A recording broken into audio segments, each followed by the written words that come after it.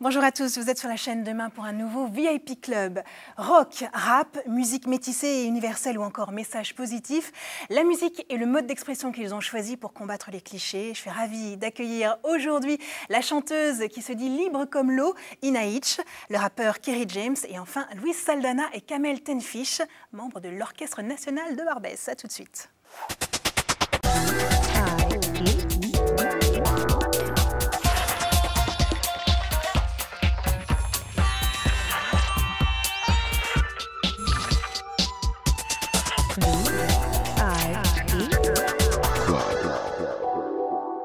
Et notre première invitée dans ce VIP Club aujourd'hui, c'est Inaitch. Bonjour. Bonjour. Et bienvenue. Merci. Alors vous avez une double casquette, vous êtes accordeuse de piano et aussi chanteuse. Oui. Deux métiers complémentaires finalement. Complémentaires, voilà. Vous êtes française d'origine vietnamienne. C'est ça. Vos parents sont... Tous les deux vietnamiens. Sont tous les deux vietnamiens Ah, ouais. et sont arrivés en France en 75. pour fuir le régime oui. communiste qu'il y avait là-bas. Comment ça s'est passé l'arrivée en France pour eux? Est-ce qu'ils vous en ont parlé d'abord? Beaucoup plus tard. Oui. C'est-à-dire que je crois qu'ils ont fait en sorte de ne véhiculer au sein de la famille aucune peur, aucun sentiment de trouble, de rancœur. Voilà, de rancœur. Ils nous ont élevés avec que de la joie, de l'amour. Et c'est beaucoup plus tard, avec la curiosité des enfants, quand ils grandissent et qu'ils observent. Commencent à poser des questions. Voilà, qu'on a posé des questions. Mais ça a été une initiative personnelle de la part des enfants de demander aux parents. Est-ce que vos parents ont essayé d'entretenir le lien avec le Vietnam ou est-ce que vous étiez devenue une petite Française, quoi? En fait, ils ont tenu à ce qu'on continue à parler le vietnamien, célébrer quelques fêtes traditionnelles. Voilà, donc oui, par ces petites choses-là, vous avez entretenu le lien. Est-ce que ouais. ça vous paraissait lointain, le pays, enfin, le Vietnam, ou est-ce que c'était vraiment, ça faisait vraiment partie de votre culture à ce moment-là? Ça serait comme en fait un rêve, puisque je connais le Vietnam que par le récit de mes parents. J'ai jamais eu l'occasion d'y retourner. Et pour moi, quand ils évoquaient le Vietnam, c'était le Vietnam de leur enfance. Je crois que pour tout le monde, ce qui marque le plus, c'est l'enfance, l'adolescence. Et eux, ils nous contaient que les choses... Bon, il y a aussi les choses tristes et leurs blessures de par la guerre, mais la plupart des récits, c'était plutôt leur enfance, les choses très positives qu'ils ont vécues là-bas. Vous n'avez pas envie d'aller là-bas? Si. Il y a eu, il n'y a pas très longtemps, j'ai vu un reportage encore sur le Vietnam, et c'est vrai que ça... Je suis partagée parce que je suis française, j'ai grandi en France, mais je ne me sens pas complètement française, parce que physiquement, voilà, je suis vietnamienne d'origine, mais en même temps, ce pays, c'est pas le mien, le Vietnam, c'est pas le mien. Le jour où je vais aller là-bas, on va tout de suite savoir que je ne suis pas du tout vietnamienne, que je ne suis pas une locale, comme on dit. Et voilà, donc je suis attirée, mais en même temps, j'ai très peur. J'ai très peur. Peur de quoi? J'ai peur de retrouver un Vietnam qui ne correspond pas du tout à celui que mes parents ont connu. Voilà, peut-être un Vietnam blessé, détruit par la guerre. Et vous, donc, qui avez grandi à Paris, vous avez des frères et sœurs? J'ai 5 sœurs. 5 sœurs, donc famille nombreuse. Vous avez... Quand vous avez grandi, quand vous alliez à l'école, donc au contact avec les petits camarades, est-ce que vous sentiez qu'il y avait une différence? Est-ce qu'on vous faisait sentir qu'il y avait une différence ou pas du tout? Déjà par le nom. Quand on arrive à l'appel à la rentrée, j'ai souvenir d'angoisse terrible, surtout que j'étais très timide, je suis encore.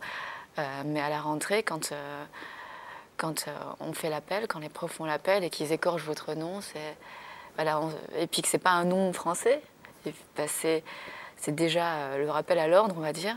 Et puis les insultes. Les insultes, carrément. Oui, c'est des petites railleries qui n'ont l'air de rien, mais qui marquent et qui installent une espèce de barrière. Je pense que la plupart des Asiatiques ont connu ça, des trucs comme Shintok, des petits gestes, des grimaces. Ça marque, mais heureusement qu'il y a les parents derrière pour guider, en fait, et apporter d'autres... Ouais. Et vous êtes donc musicienne. Oui. Vous avez commencé le piano petite fille?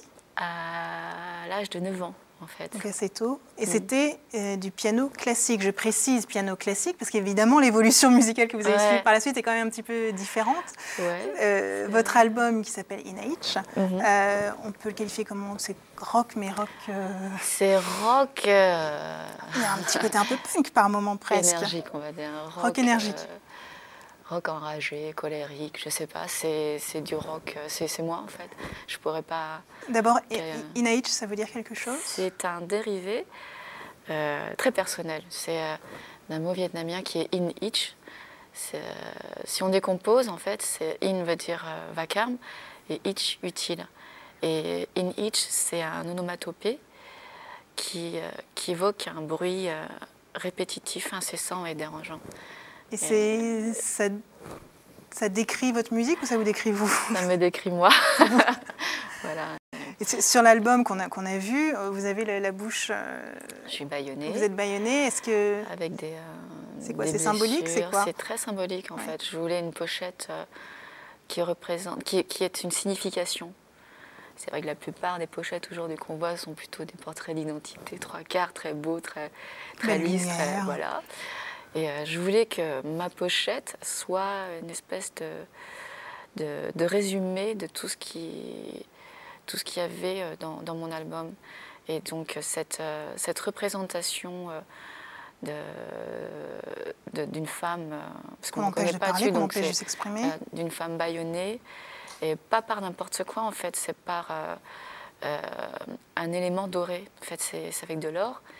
Et attaché avec un collier de perles, ça évoque tout l'artifice aujourd'hui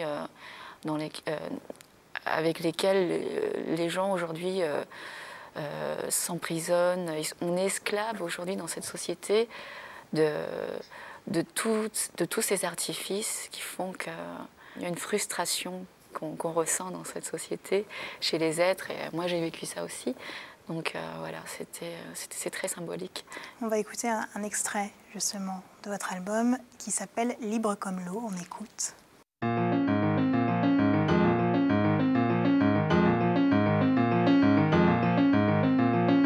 À mon pauvre père sans terre, à mon pauvre père qui erre dans son passé qui l'enchaîne, à ses racines qui saignent. Tu as quitté tous tes frères pour protéger ma chère mère. Qui a dû quitter la sienne pour qu'un beau jour je revienne libre comme l'eau dans un verre.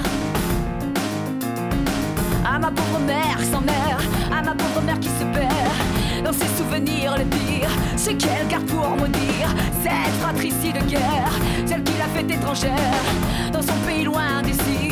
Et maintenant tu survis libre comme l'eau dans un verre, libre comme l'eau dans un verre. Où que j'aille maman, je garde ta souffrance au ventre. Je fais de mon mieux papa pour ne jamais baisser les bras. Les frontières maman, je les vois dans le regard des gens. Mais je te promets papa de ne jamais fermer les bras.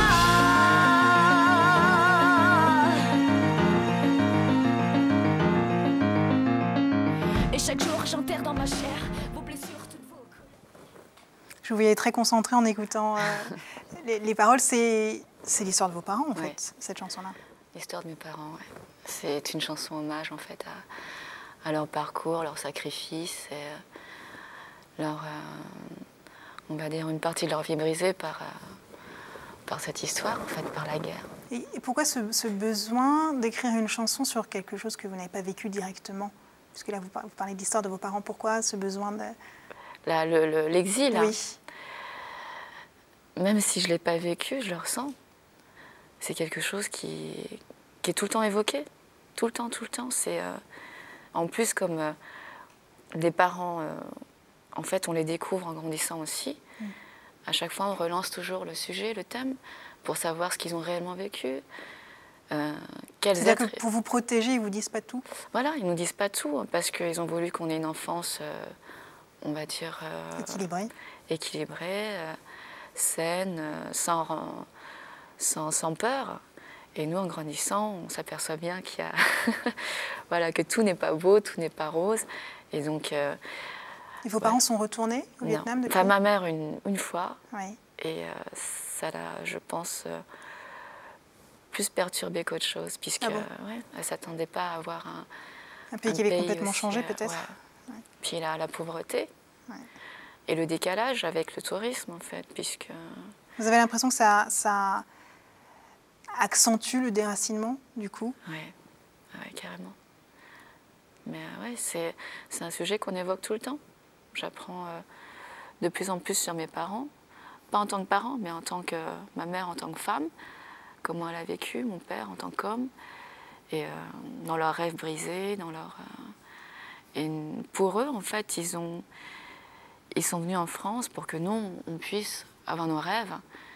Et donc c'est pour ça que ce rêve de pouvoir faire ma musique, de pouvoir... Vous pensez que ça a été déterminant dans votre choix? Ça a été très déterminant parce que je voulais, par cette voie-là, leur prouver que leur exil n'avait pas été vain.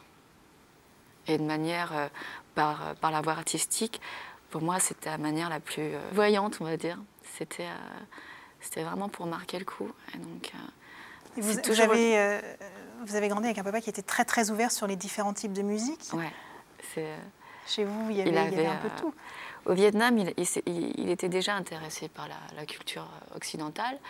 Et quand il est arrivé en France, eh ben, il a acheté des tonnes de vinyles. Je me rappelle, on avait des tas et des tas de disques, mais de tout genre. En fait, ça passait d'Edith Piaf à Lalo Schifrin, d'ACDC à Van Halen. Oui, donc vraiment des très très large, très classique, tout. Et puis à côté de ça, il y avait ma mère qui passait de la musique traditionnelle, l'opéra traditionnel du Vietnam, tout ça. Donc j'ai grandi vraiment dans une culture musicale assez riche et large. Voilà. Mais mon père, c'est un féru de musique. Il est lui-même compositeur. Et il mettait, je me rappelle, toujours tout à fond. Et alors, il vous a vu sur scène? Ouais, la première fois, c'était cet été au Francofolie. Et, il était heureux, ils étaient tous heureux parce qu'ils suivaient ça sur Internet de loin. Et ils n'ont jamais pu voir ça avec la vraie énergie d'une scène. De la scène. Voilà. Et ils réagissent comment quand ils entendent la chanson que vous avez écrite pour eux? Ils voient comme l'eau. Ils sont émus. C'est un cadeau pour eux. C'est le fruit de toutes ces années de sacrifice. Et donc, ils sont heureux. Est-ce que vous avez l'impression, vous qui avez grandi en France, qui êtes d'origine vietnamienne, est-ce que vous avez l'impression qu'en tant qu'artiste, c'est plus compliqué en France à l'heure actuelle de réussir quand on est issu du métissage de la France? Je ne pense pas. Je pense que dans le contexte de l'art, c'est la qualité qui prime, qu'on soit femme, homme ou d'une autre origine. Donc non, je ne pense pas que ça ait d'influence, d'incidence. Tant mieux, ceci dit.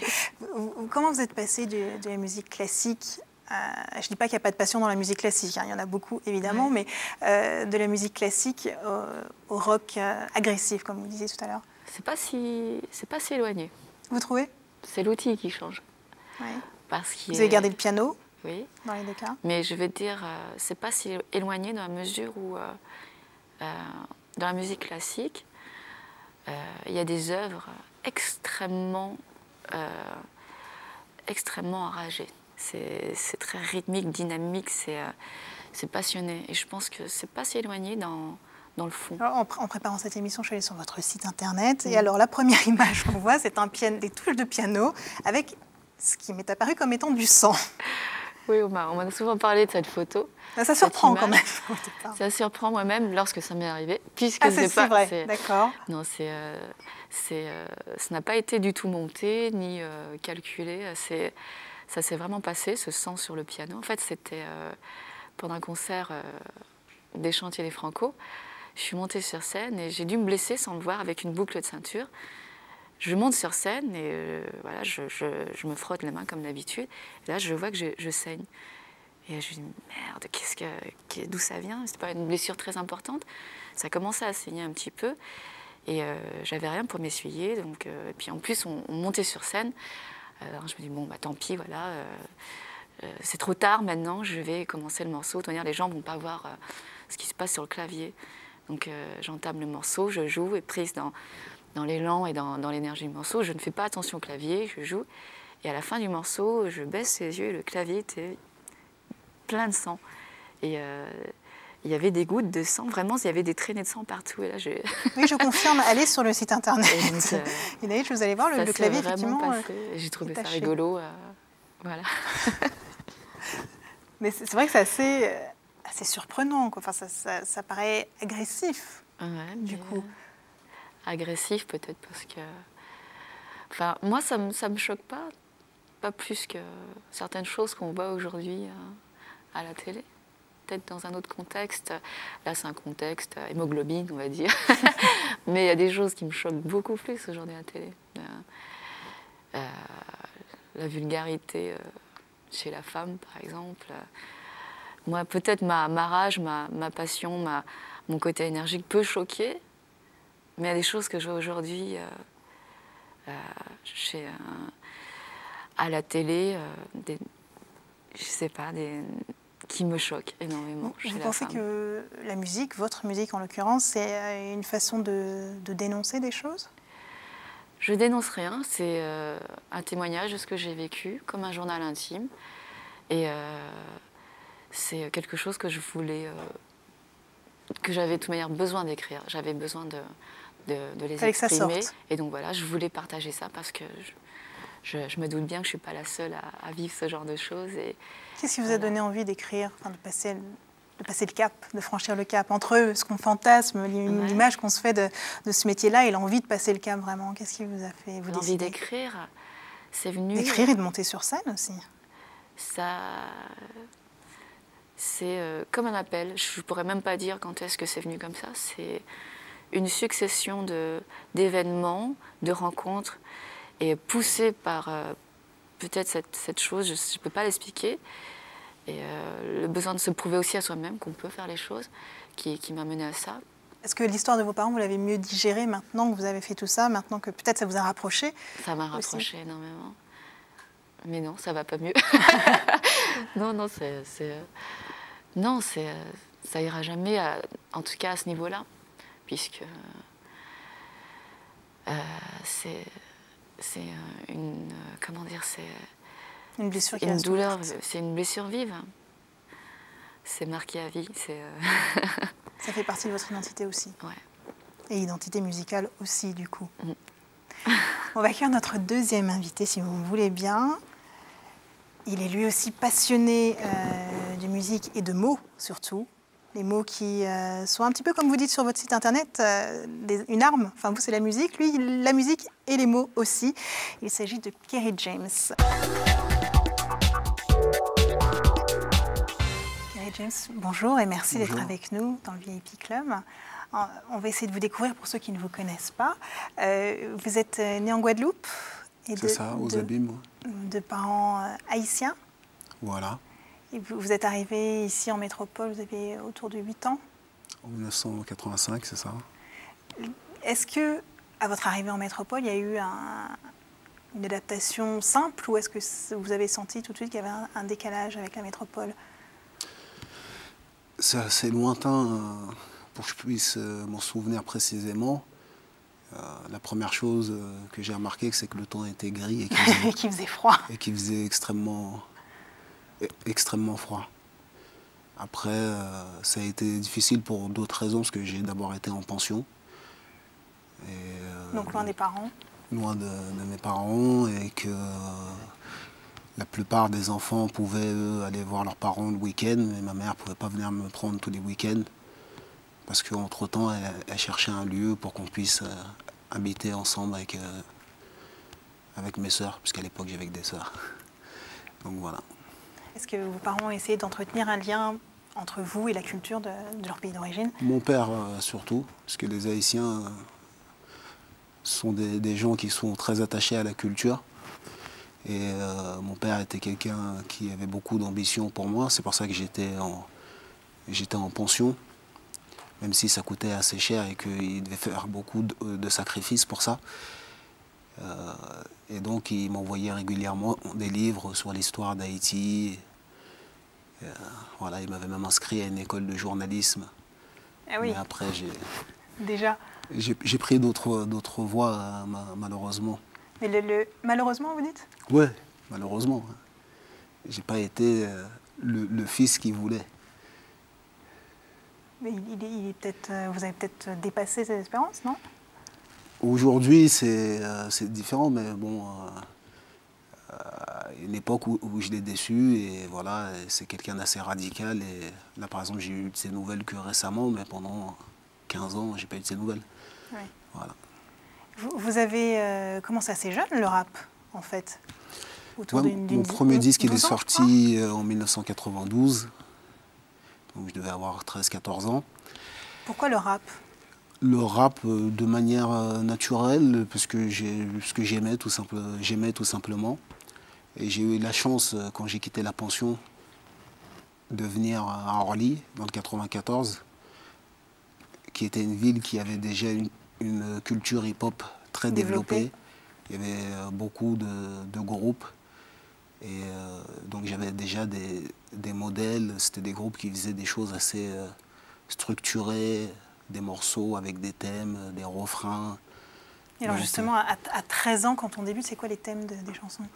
Mon premier texte, c'était un texte revendicatif qui s'appelait Alto Racisme, que j'avais d'ailleurs posé sur le premier album d'MC Solar, Qui sème le vent récolte le tempo. Et c'était pas un texte de rap, c'était du raga à l'époque. Voilà. Et vous avez tout de suite eu des revendications à faire? Oui, mais je pense que peut-être à ce moment-là, c'était un peu par imitation de ce que faisaient les plus grands. Les plus grands.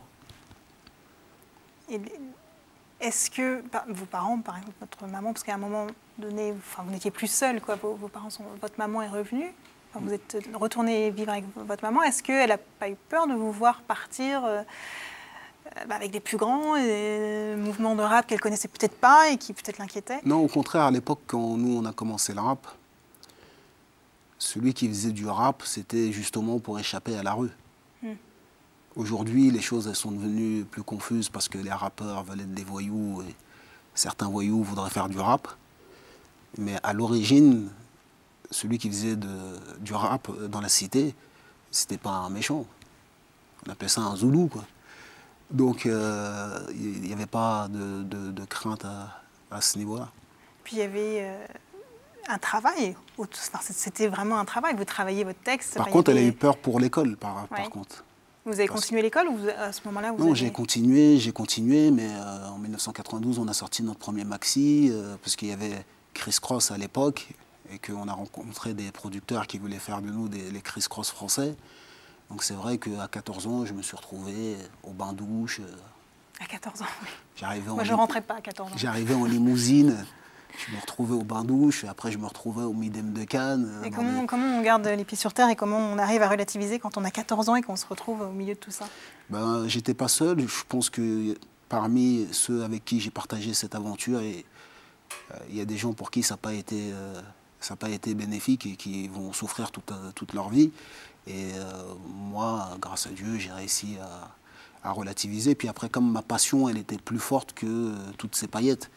Donc après, j'aimais vraiment écrire. Donc je me suis construit en tant qu'artiste. Donc après, j'ai dépassé tout ça. Votre carrière a eu... votre écriture, votre travail a eu différentes phases. Hein. Vous êtes passé d'un rap qui était... très dur. Dur, violent même, par moments, à quelque chose de plus... avec, disons, un message plus positif. Maintenant, c'est quoi qui a fait la différence? Malheureusement, ce n'est pas aussi simple que ça. C'est vrai que je faisais partie d'un groupe qui s'appelait Idéal-J, et qu'on a été connu pour avoir tenu des propos assez durs, avoir décrit une réalité qui était dure. Mais les gens en France aiment bien mettre les choses dans dans des cases et ils refusent de saisir les nuances.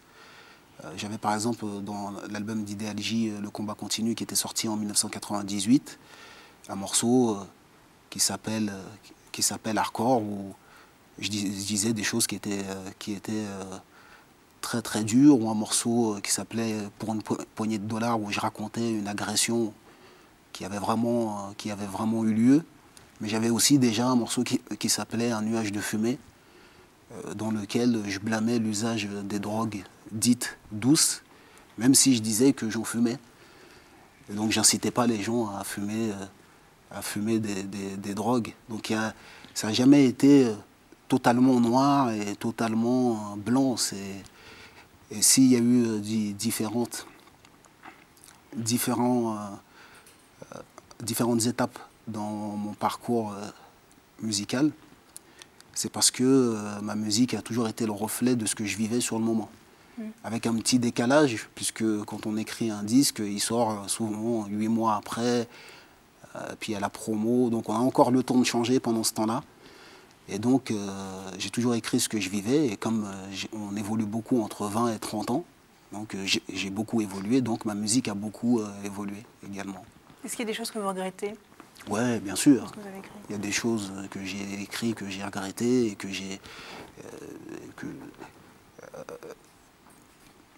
dont j'ai parlé ouvertement et publiquement.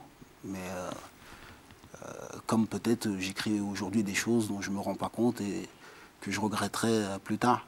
Mais c'est la sincérité dans l'écriture, c'est un risque, c'est comme ça. Est-ce que vous avez l'impression, là je m'adresse à vous tous les deux, que vous avez quelque part une forme de responsabilité vis-à-vis des plus jeunes qui cherchent un modèle, j'entends en l'occurrence des jeunes de la diversité qui cherchent des modèles, qui cherchent des référents? Est-ce que vous avez l'impression que vous avez une responsabilité? Je pense que la responsabilité, c'est aller d'abord envers soi-même, selon ses valeurs, selon ses principes, voilà, être le plus honnête. Et,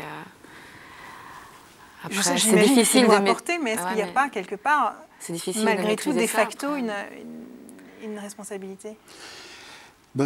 Pour le rap, c'est un peu différent, puisque le rap, c'est une musique qui prétend représenter une catégorie de la population, les jeunes de banlieue, et donc qui est beaucoup écoutée par les jeunes de banlieue.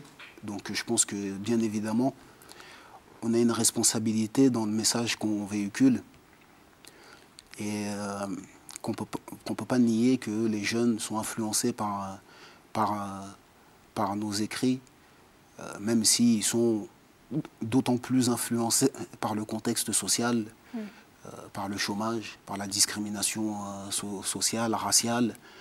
Mais la musique, quand même, c'est un élément dans la vie qui peut nous conforter dans une idée ou nous amener vers une réflexion. Donc évidemment, on a une responsabilité. C'est ce que vous essayez de faire avec la chanson Banlieusard, de montrer qu'on n'est pas... qu'on peut être né dans ces quartiers-là et avoir grandi dans ces quartiers-là et pas être voué à l'échec. C'est un morceau qui est un peu un hymne à la réussite pour les gens qui viennent de milieux difficiles, de quartiers difficiles. Et le message peut se résumer en une phrase: on n'est pas condamné à l'échec, parce que voilà, je refuse, moi, de baisser les bras et de dire, puisque on est rejeté, puisque on a grandi dans des situations économiques plus difficiles, alors il nous est permis de faire tout et n'importe quoi et de baisser les bras. Je suis plutôt de ceux qui prennent ça comme un moteur plutôt que comme un frein. Voilà. En gros, l'idée c'est quoi? Même si on ne nous donne pas la chance, il faut la prendre soi-même, c'est ça? Exactement. Ce que la France ne nous donne pas, on va le prendre. Je ne veux pas brûler des voitures, je veux reconstruire, puis en vendre. Voilà. On va écouter un extrait, justement, de votre album. Le titre s'appelle Banlieusard. On écoute.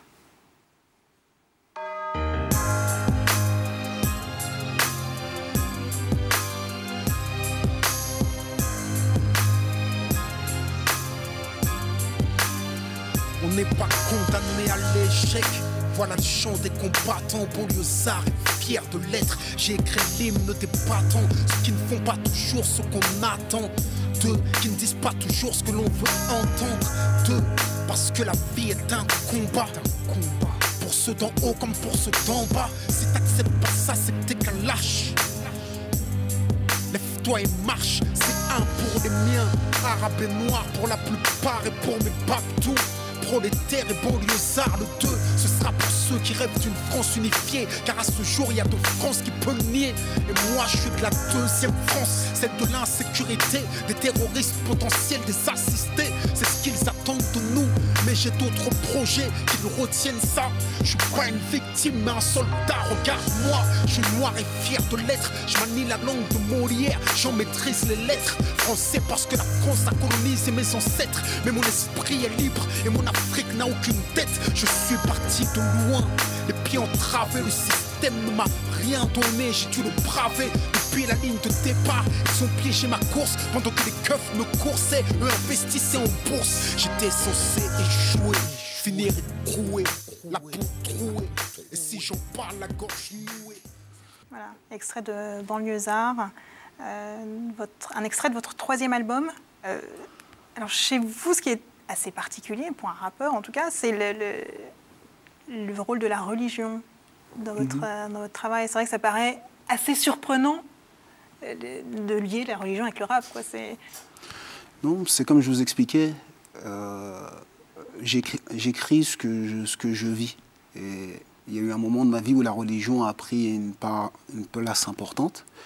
Donc forcément, ça s'est retranscrit dans ma musique. Mais comment ont réagi d'abord vos fans, qui étaient certainement pas, enfin qui s'attendaient pas à ça, j'imagine, et puis aussi vos collaborateurs, enfin les gens avec qui vous travaillez, comment ils ont réagi? Ben, le premier album après donc les albums d'Idéal-J, c'était donc un album qui s'appelle Si c'était à refaire. C'était un album qui pouvait paraître l'opposé de ce que j'avais dit dans Idéal-J pour celui qui ne va pas dans la profondeur. Mais celui qui connaissait vraiment Idéal-J, il savait qu'il y avait beaucoup déjà de références à la fois dans les morceaux d'Idéal-J. Et donc, dans l'ensemble, ça a été un très bon accueil. Et c'est d'ailleurs le disque que j'ai le plus vendu. Voilà. Vous avez envie de continuer dans cette voie-là? Je ne pense pas que je fasse un rap religieux. Hein. Par exemple, le morceau qu'on vient d'entendre, Banlieusards, c'est un morceau social où il n'y a aucun qui s'adresse à tous et où il n'y a aucune connotation religieuse. Il s'agit d'un combat social, humain, c'est tout. Ce que je veux dire, c'est que la religion vous a peut-être fait prendre conscience du type de message que vous aviez envie de faire passer. En réalité, sans parler de religion nécessairement dans vos textes, mais... Ouais, en réalité, ce qui s'est passé, il y a des choses que j'avais compris bien avant. Parce que nous, on a mené un certain style de vie où on a lié la musique avec la rue. Et il y a des choses que j'ai compris déjà parce qu'il s'est passé des choses très très graves que j'avais compris. Mais la religion, en fait, m'a donné la force d'assumer les convictions que j'avais acquises, en fait. C'est ça, en fait. Voilà. Oui, dans vos textes, on a pu entendre là, pour les Banlieusards, vous parlez effectivement disons d'un quotidien que subissent les personnes qui vivent en banlieue, que ce soit noirs, arabes, maghrébins, asiatiques et les blancs aussi qui vivent. C'est une partie du texte, hein, ça. Oui, oui, oui. Mais je dis plutôt, malgré cela, on doit aller de l'avant. Justement, je n'avais pas fini ma phrase. L'idée, c'était justement de ne pas se positionner en victime, mais d'utiliser ça comme un moteur. Exactement. Vous pensez qu'en gros, quand on veut, on peut, quoi. Même si les portes se referment, il faut quand même y aller. Malheureusement, je ne pense pas que la vie elle soit aussi simple que ça. On ne peut pas dire que quand on veut, on peut, parce que chacun fait mais en tout cas, on doit. Avec ses capacités. On doit n'a pas tous les mêmes capacités. Ouais. Et par contre, quand on est persévérant, on finit quand même par obtenir quelque chose quand on est persévérant. Voilà. Vous êtes impliqué avec les plus jeunes que vous? Je sais que vous faites partie vous avez créé une association qui s'appelle ACES, comme apprendre, comprendre, entreprendre et servir. Ouais. C'est quoi le but de cette association? C'est une association dont le but principal, en fait, c'est de revaloriser les études en banlieue Et donc il y a pour ça plusieurs axes de travail. Parmi ces axes, il y a le soutien scolaire pour les collégiens et deuxièmement pour les plus âgés, le financement d'études supérieures. Voilà, parce qu'en fait, il y a un moment où je pense que, mis à part ce qu'on peut apporter aux gens dans la musique, parce qu'il ne faut pas nier que la musique apporte quelque chose aux gens, il faut avoir aussi des actions plus concrètes, plus ancrées dans la réalité. Et surtout pour les gens qui font du rap et qui prétendent à longueur de journée représenter les banlieues. Voilà. Qui prétendent à longueur de journée représenter les banlieues, Ouais, c'est ce qu'on entend tout le temps dans le rap. Je représente la rue, je représente les gens qui souffrent, je représente.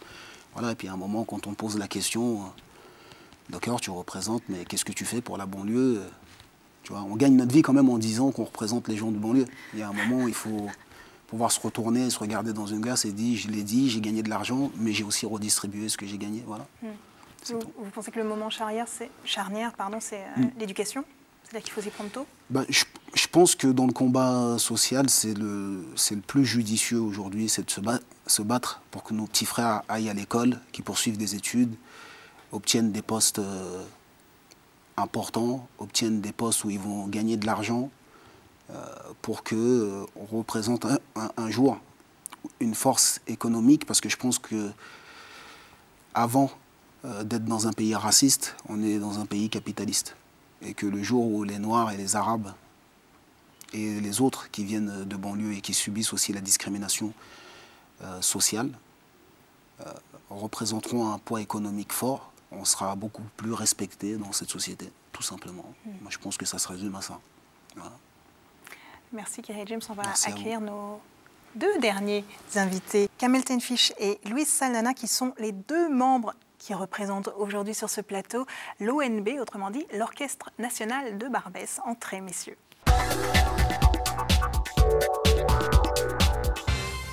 Kamel Tenfish et Luis Saldana nous ont rejoints. Vous faites partie de l'ONB, l'Orchestre National de Barbès. Luis, vous êtes le manager du groupe. Oui. Le groupe existe depuis 12 ans. Oui, 96. Oui. Voilà. Et alors, on a Inaïch qui fait du rock, disons, énergique. Kerry James pour le rap. Alors vous, comment on vous classe? C'est même plus musique du monde, on a dépassé la musique du monde. Bah là, en tout cas sur le dernier album, ça s'est un peu durci, que c'est devenu un peu plus rock'n'roll. Donc c'est de la world rock, la work. De la quoi? De la work. De la work? Ouais. Je viens de l'inventer, mais bon. D'accord. Je me disais aussi que ça ne me rappelait rien. C'est une formation, il y a combien de musiciens? Nous sommes 11 sur scène. Voilà. 11 sur scène, ouais. C'est avant tout un groupe de scène? Oui, avant tout, oui. C'est d'abord en fait un collectif qui ensuite s'est, on va dire, structuré. Voilà, et maintenant, on nous appelle un groupe. Voilà. Kamel, vous êtes d'origine algérienne? Oui. Et vous, Louise, vous êtes né au Portugal, vous avez grandi au Portugal. Le groupe, l'orchestre, il y a un peu toutes les nationalités, enfin toutes les origines? Oui, oui. C'est très métissé? Très métissé, très Afrique, parce que le Portugal, c'est le pays le plus au nord de l'Afrique, donc... Et alors, il y en a qui sont originaires de Barbès? Je ne sais pas d'où le nom du groupe. Pourquoi l'orchestre de Barbès? Parce que Barbès, en fait, enfin, c'est un quartier qui est connu en Afrique, et en tout cas dans toute l'Afrique francophone. Et en fait, donc, historiquement, quand les immigrés venaient en France, et en tout cas sur Paris, ils débarquaient tous sur Barbès. Parce que là, ils pouvaient retrouver un peu, comment dire, de leur, j'allais dire, de leurs frères ou de leurs sœurs. Et donc, en fait, c'est un quartier qui, en fait, représente par excellence ce que peut être la Nouvelle-France. Donc une France colorée, je veux dire, avec toutes les influences, voilà. Et aussi parce que sur Barbès, il y a toute une production musicale. Beaucoup de, comment dire, d'autoproduction se font sur Barbès. Donc en fait, à tous les niveaux, autant pour se nourrir que pour se vêtir, que pour manger, que pour avoir des nouvelles du pays, eh bien on va sur Barbès et... c'est la plaque tournante. Voilà. Beaucoup s'installent à Barbès un certain temps et après ils prennent leur marque. Ils bougent. C'est le passage obligé, quasiment? Ça l'était pendant pendant très longtemps, enfin en tout cas moi, aussi loin que ma mémoire veut bien m'emmener, eh bien, moi je n'habitais pas à Barbès, mais c'est-à-dire que il y a encore quelques temps, eh bien, quand on avait envie donc de se vêtir ou même de manger, c'est vrai que l'immigration était plus ou moins, on va dire, cantonnée. En fait, dans ce quartier. Et donc, en fait, les gens venaient, même s'ils habitaient loin, s'ils habitaient la banlieue, ils venaient donc jusqu'à Barbès pour se nourrir, soit se nourrir, comment dire, spirituellement, se nourrir intellectuellement, se nourrir alimentairement, voilà. Pourquoi c'était un problème de langue qui faisait que... Non, pas problème de langue, mais c'est-à-dire que maintenant, enfin, quand on va maintenant dans beaucoup de quartiers, en fait, on voit ce que maintenant on appelle la minorité visible. Eh bien, on est content qu'ils arrivent à nous voir. C'était la majorité invisible, en fait. Mais les gens, en fait, eh bien, ils se déplaçaient. Voilà. C'est aussi une question de repère, en fait. Ouais. Quand vous venez d'Afrique ou de l'étranger, enfin d'un pays du Sud, plus généralement, en fait, vous avez besoin de repères quand vous arrivez sur une terre inconnue. Vous avez besoin de repères avant de commencer à... on est comme des enfants, en fait. Les enfants, puis il aime bien la liberté, il va faire un hop, mais il retourne vite à son repère. Hop, il va aller un peu plus loin à chaque fois, quoi. Son périmètre, à chaque fois, va s'agrandir. C'est un peu la même chose, en fait, Barbès. On atterrit à Barbès, on a nos repères. Enfin, voilà. On n'est pas totalement déraciné. Voilà, exactement. Et après, on va de plus en plus loin, et puis on commence à prendre possession d'un nouvel espace, se réorganiser, pour avoir des nouveaux repères. Alors ça va jusqu'où? Quel arrondissement? Ça dépend des gens, en fait. Il y a par exemple, chez Rarémiti, qui est décédée il y a quelques temps. En juillet dernier. En juillet dernier, elle a atterri à Barbès, elle n'a jamais décollé de Barbès après. Enfin, elle a beaucoup voyagé, mais elle est restée à Barbès. Elle avait besoin de ces repères-là, en fait. Et votre musique se nourrit de ce métissage? Se nourrit, c'est-à-dire que métissage, pour nous, c'est un mot, je veux dire, qui est un peu galvaudé. C'est-à-dire que nous-mêmes, nous sommes des métis. Je veux dire, vu la situation géographique des pays dont sont issus nos parents, c'est toujours en fait des gros carrefours. Et pourquoi? Parce que nous jouons des musiques telles que, par exemple, le charbi. Cette musique, elle vient en fait de la musique arabo-andalouse. Et donc, je veux dire, 700 ans en Espagne, ça laisse des traces. Ensuite, quand cette musique s'est exportée à Cuba, je veux dire, elle s'est mise, ce qu'on appelle, le son. Eh bien, un Algérien, il l'écoute, eh bien, il n'est pas dépaysé. Quand il écoute la musique, brésilienne, l'Algérien n'est pas dépaysé pour autant. Enfin, d'une certaine façon, bien entendu, il faudrait débattre longtemps.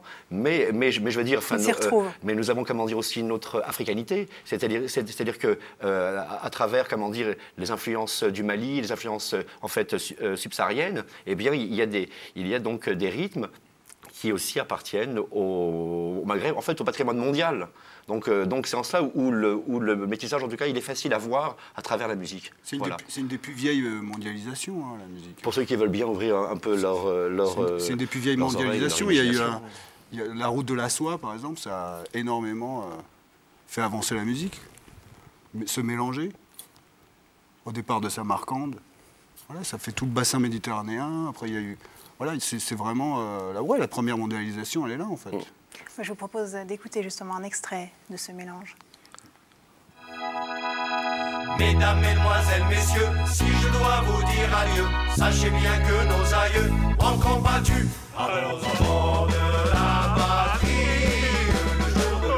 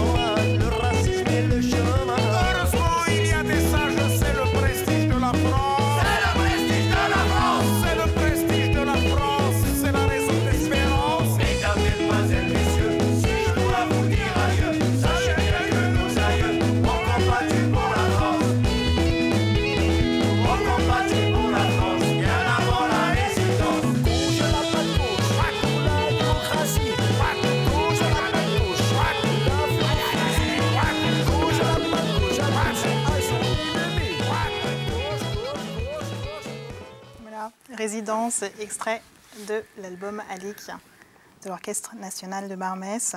Je crois qu'on a eu, effectivement, on retrouve un petit peu toutes les sonorités du continent africain et de tous les mélanges. C'est quoi? C'est un rappel à l'ordre, les paroles ou un rappel historique?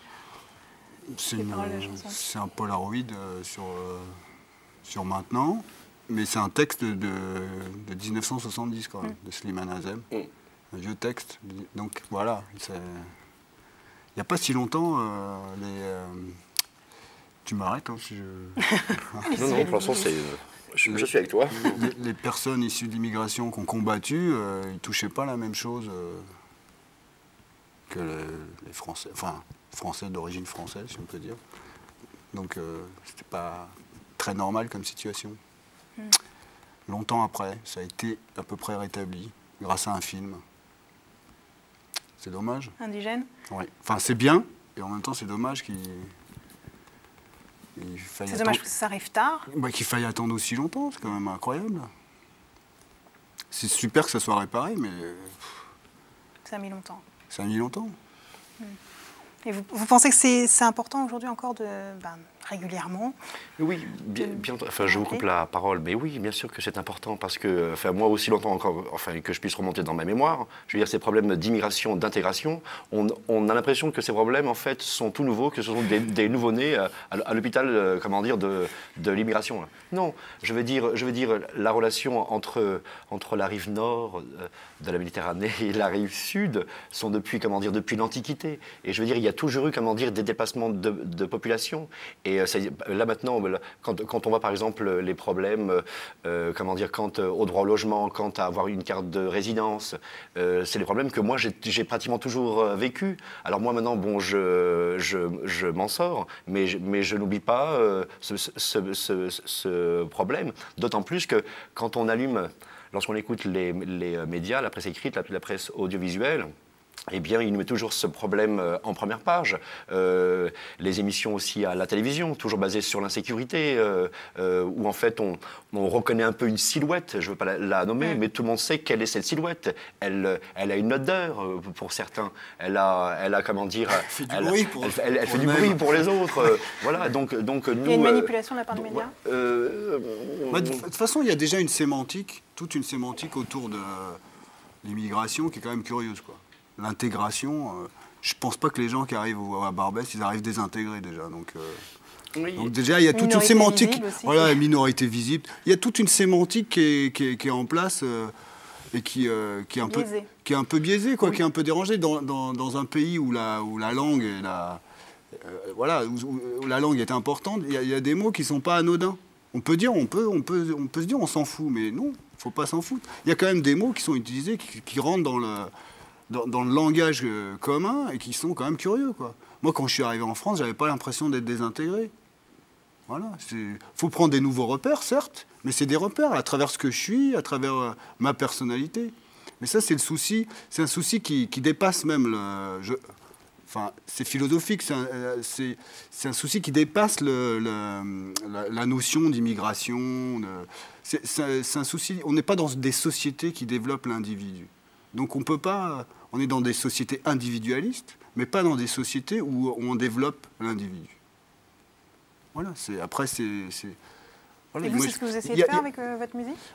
On essaie de se débrouiller avec... nous, on ne fait pas de politique, on essaie de se débrouiller avec ce qu'on est, avec notre moyen d'expression. Sans faire de politique, ça peut tout à fait avoir... Bien sûr. Mais oui, absolument. On n'a pas besoin, comme on dit, en fait, d'être dans un milieu associatif. C'est-à-dire que nous aussi, on s'est rendu compte aussi par respect par rapport à ceux qui, en fait, travaillent H24, tous les jours de la semaine, à essayer de mettre en place, en fait, on va dire, des actions, mais en fait, concrètes. Et nous, on s'est dit, on ne peut pas être lundi, on a un discours politique, mardi, on a un discours autrement. Non. Donc, en fait, par respect. Tout à l'heure, il parlait, j'ai été touché sur le fait que, eh bien, il monte sur scène, ensuite, il fait la vendange, il ramasse ensuite donc, les fruits de son travail et ensuite, il le redistribue.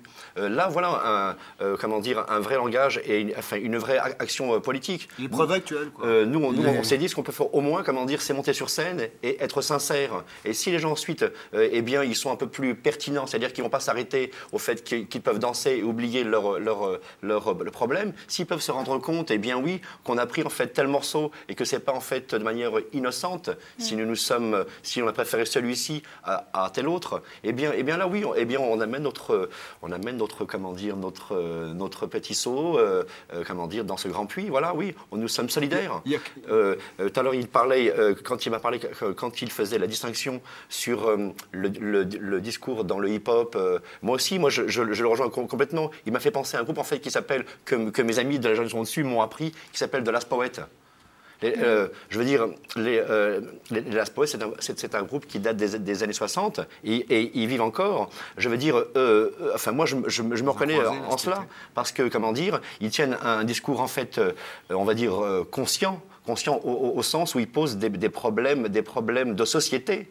Et bien nous respectons, comment dire, ce genre d'artistes parce que ce sont des artistes en fait qui sont conscients. Voilà. Et nous, on essaie à notre manière, sans endosser, sans s'afficher, mais quand on monte sur scène, on sait que nous sommes conscients, parce que c'est un pouvoir immense que de se retrouver sur scène devant tant de personnes. Je veux dire, on a un pouvoir énorme. Donc, eh bien, on essaie d'être le plus respectueux par rapport, à notre chance déjà d'être arrivé, d'être passé à travers le tamis, parce qu'il y a une sélection. Draconienne, mais je veux dire, on essaie, oui, afin d'être, je me répète, mais d'être respectueux envers ceux qui le sont au quotidien. Donc notre militantisme, il est dans notre choix quant aux chansons que l'on veut interpréter. Et musicales. Moi, je trouve ça souvent, on nous parle, oui, la mixité de l'ONB, le fait que, voilà, on essaie de ramener ça sur un aspect positif. Pas positif, il est positif, mais sur un aspect politique. Moi, je trouve ça dommage. Que le fait qu'on soit mélangé, d'un coup, mais non, ça, c'est la normalité. Comme si c'était quelque chose d'anormal. Comme si c'était un équilibre qui... Voilà. Non, et puis même, ça, c'est notre normalité, quoi. On s'est toujours mélangé, les Portugais, les Algériens. C'est sûr qu'on se mélange. Nos parents, ils sont mélangés sur les chantiers, quoi. Nous, on se mélange en musique. Voilà, et alors, le public d'ONB, oui. Il est très large. Ouais. Il est en fait éclectique. C'est-à-dire, en fait, il est de 7 à 77 ans. Par exemple, comment dire, nous jouons, il nous arrive de jouer dans ce qu'on appelle les théâtres nationaux. Et on sait souvent que en province, les gens en fait prennent un abonnement sur un an. Donc on va leur servir un peu de théâtre, un peu de danse contemporaine, un peu de musique classique. Ce qui est bien, d'ailleurs. Oui, non, ce qui est merveilleux au demeurant, bien entendu. Hein. Mais par exemple, il nous est arrivé d'avoir donc ensuite des commentaires où les gens se sont dit, tiens, on va voir l'Orchestre National de Barbès. Ils s'attendaient à voir des gens arriver en queue de pie, en redingote. Ça, c'est génial. Ça, voilà. c'est génial. Et ils voient un type avec, il y en a un, il a un nid d'oiseau sur la tête, enfin, il a un turban. Et alors, donc c'est là où... l'Orchestre National de Barbès. Voilà, c'est le look de Barbès. Voilà. Mais ça par contre, c'est intéressant. C'est une richesse. Du coup, c'est intéressant. Oui, absolument, parce que on arrive donc à découvert comme ça, en fait. Voilà, on arrive en fait à rentrer donc dans des lieux, qui, comment dire, pour le spectateur, peuvent être déroutants. Et on s'est entendu dire, que ils ont été donc surpris par nos looks, mais qui pour autant, ils se sont intéressés, sont restés jusqu'à la fin du spectacle, et en fait ont aimé, ils ont joué le jeu. Oui. Donc, ça permet de balayer les clichés aussi. Oui, ça permet. Voilà, c'est comme ça le balaye le mot intégration. Voilà, c'est comme voilà. Parce que du coup, ça balaye le mot intégration. Il n'existe plus ce mot intégration là dans ce genre de contexte. Et alors, qu'est-ce que... C'est un partage. Partager un rire, partager à manger, un couscous ou un café, un bon. Partager de la musique, c'est ça en fait. Comment vous réagissez tous les quatre quand vous entendez les politiques, ça a été à la mode à un moment. On peut dire la mode, de parler des minorités visibles. On en parle un peu moins maintenant, mais début 2007, on en parlait beaucoup. Comment vous réagissez quand vous les entendez comme si subitement ils se rendaient compte que la France est diverse? En fait, si on... Soyez pas timide, Kerry James. Moi, je crois que les politiques, en fait, ont un petit problème. C'est-à-dire que les politiques, en fait, c'est comme s'ils avaient reçu une patate chaude, et pourtant, ils savent très bien que la patate, il y a longtemps qu'elle est là. Mais comment leur dire ensuite à leurs électeurs Comment leur dire Non, que nous sommes là? Parce qu'en fait, invisible ou visible, nous sommes là depuis longtemps. Depuis très longtemps. Je veux dire, même la langue française, elle s'est faite à travers, comment dire, des grands écrivains. Je veux dire, comment dire, on prend Aimé Césaire. Je veux dire, il écrit en français, il n'écrit pas en martien. Et il a donné, comment dire, Chamoiseau, enfin tu vois, comment dire, pour les Algériens, comment dire, Kateb Yassine, enfin je veux dire partout. Par exemple, comment dire, celui qui a reçu le Goncourt, là, il y a 3 ans, c'est un Chinois. Le type écrit, comment dire, dans une tour du 13e. Enfin, je veux dire, on contribue à ce qu'on appelle la francophonie. Enfin, et on y croit. Moi, I love francophonie. Il n'y a pas de problème. Mais je veux dire, on participe, nous, comment dire, soit à travers de petites actions, comme de grandes actions. Nous participons, comment dire, à, comment dirais-je, à l'enrichissement de la culture merci. Non, mais des pays. ça traite. C'est vrai. On a Voilà, depuis. la politique, ces derniers temps, bon, il y a eu à nouveau un regain d'intérêt aux dernières élections. Bon, on sait ce que ça a donné. Mais quand même, la politique, c'était vraiment éloigné voilà, je pense pas qu'il y ait beaucoup de ministres qui prennent le métro. C'est ça le souci. C'est pas tellement lié à l'immigration, parce que ils traitent l'immigration comme ils traitent. C'est des dossiers. Voilà. C'est des dossiers. Moi, c'est réducteur de tout ramener à l'immigration. Voilà, tu vois, on traite ça comme c'est pas uniquement l'immigration en plus. Oui, c'est les générations d'enfants qui sont nés de parents immigrés ou alors qui sont antillais, qui sont nés français. Non, c'est un amalgame de pas mal de choses. On a l'impression que c'est un outil aussi de mettre le doigt sur l'immigration. C'est une façon peut-être de camoufler ou d'orienter les gens vers d'autres problèmes que ce qui en réalité. On agite un drapeau rouge pour détourner l'attention. Et donc c'est humiliant pour les gens qui vivent de manière normale, le fait d'être enfant d'immigrés, d'être français, d'origine, comment dire, mais diverse. Voilà, c'est très humiliant. Le fait qu'on nous pointe du doigt en disant les pauvres. Nous on est, je sais pas, on vit ça normalement, le fait d'être. Il y a un amalgame quand on parle des. C'est aussi une façon de contrôler. Hein. C'est pas, on va mettre des gens contre d'autres gens. Vous voyez, c'est comme ça on a le contrôle. C'est ça le. Vous avez l'impression qu'on a progressé là ces dernières années sur la question?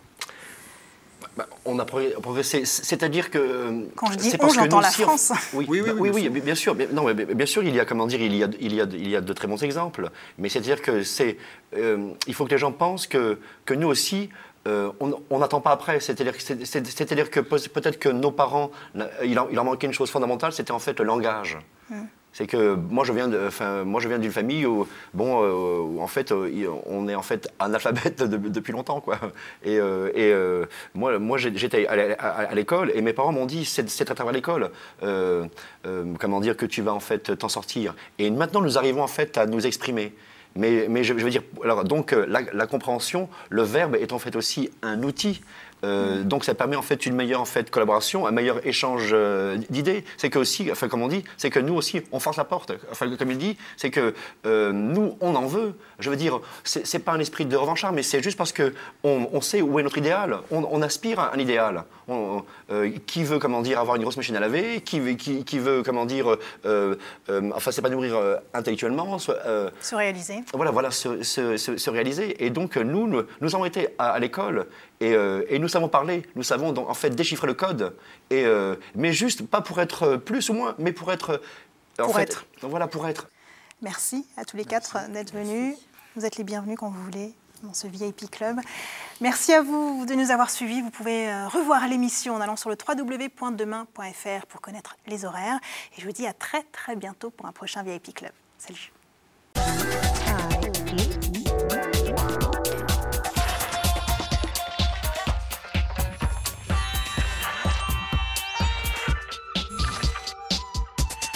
Mmh.